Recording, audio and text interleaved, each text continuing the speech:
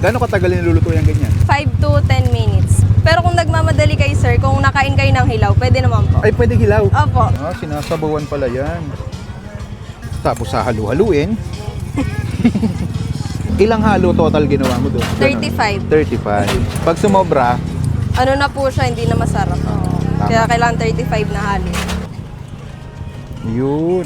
35 po ulit na halo. 35 ulit na halo. Pag sumobra, hindi na masarap. Pag Hindi na nagkulang, masarap. Mas lalong hindi po masarap. kailangan sakto Masakit din 35. po pag laging nagkukul. Aray ko. Wow. Isang sheet po ng seaweed. Design. Design pa. Opo. Bakit binabalik-balikan tong stall nyo, ma'am? Anong kakaiba dito? Kasi po yung sineserve po namin na drinks and foods is affordable po. Mura na po siya, hindi mo na kailangan pumunta sa mga mamahalin na coffee shop. So dito pa lang po matitikman mo na ang quality.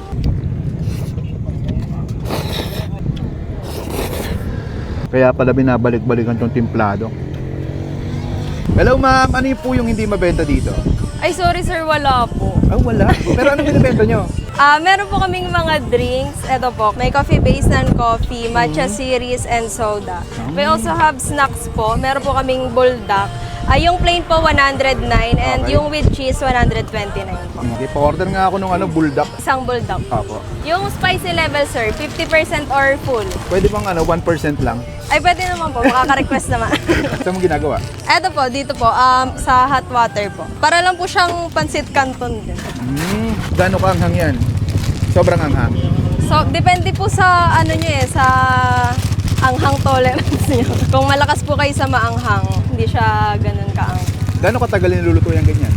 Mga ano po, 5 to 10 minutes. Pero kung nagmamadali kayo, sir, kung nakain kayo ng hilaw, pwede naman po. Ay, pwede hilaw. Opo. Doon nila ako sa luto. Sa luto pa? Sige po. Anong pangalan nitong ano niyo, ma'am? Stall niyo dito? Templado po. Timplado. Yes po. Anong oras kayo nag-open dito? Nag-open po kami from 4:30 hanggang 9 p.m. Saan po kayo matatagpuan? Located po kami here at Kapipisa Bypass Road. Gano'n na po katagal tong ano nyo, tindahan nyo? 1 year na po, kaka 1 year lang namin nung April.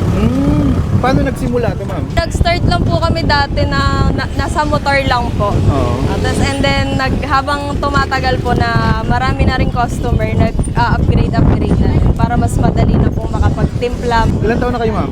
Ako pa 22 po. Bata Same pa. po kami pala 22. Sino po siya? Asawa nyo?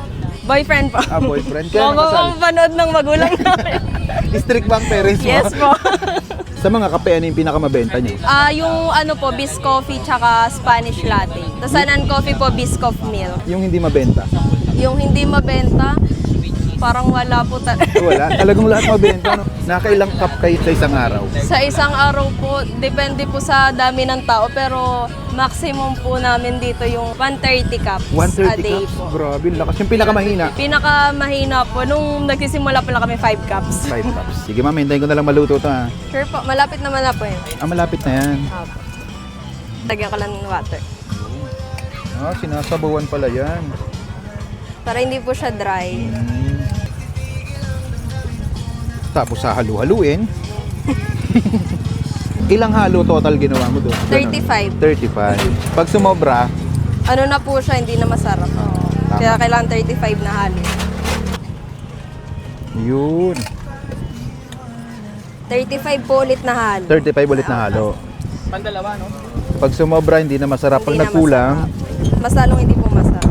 kailangan sakto Masakit din 35. po pag laging nagkukul. Aray ko. Si Sir ba, ilang beses na nagkulang sa'yo? Never po. Never. Yun, sana all. Tapos ano pong ilalagay dyan, ma'am? Homemade cheeses. Homemade cheeses. yan. Yes po. Yan, oh. Wow. Tapos, may ilalagay pa. Yes po. Nori po, isang sheet lang po. Isang? Isang sheet po ng seaweed. Yun. Design. Design pa. Opo. Okay na. Yes po. Tapos ito, ma'am, ano po yung drinks niyo? Blueberry soda po, refreshers po namin. Magkano po yan? 50 pesos lang po. Okay po. Large na po siya with nata. Magkano nga ito, ma'am? 129 po with cheese na po yan. 129 with cheese. Yes po. May huli tanong ako, ma'am. Bakit binabalik-balikan tong stall nyo, ma'am? Anong kakaiba dito? Kasi po yung sineserve po namin na drinks and foods is affordable po. Mura na po siya, hindi mo na kailangan pumunta sa mga mamahalin na coffee shop. So dito pa lang po matitikman mo na ang quality. Sige po, tikman ko muna. Thank you. Thank you po. At tayo mga kabangers, nandito ulit tayo ngayon sa Kapipisa Bypass Road. Ayan, titikman natin yung buldak with cheese ng Templado. Lagi namin dinadaanan to. Grabe, sobrang dami lagi ng tao. Hindi ko alam kung bakit. Matitikman na natin ngayon. 129 pesos may buldak na. Tikman natin, no?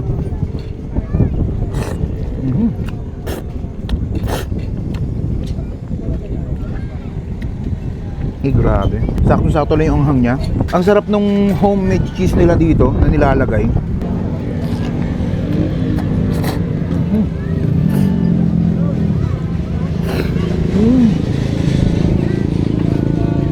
Grabe sarap.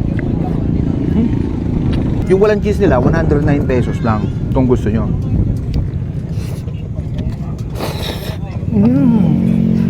Ito yung yung chicken.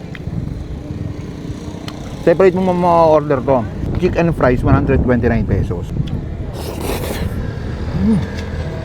Kaya pala binabalik-balikan tong Templado. Mas nagpasarap sa kanya yung homemade sauce.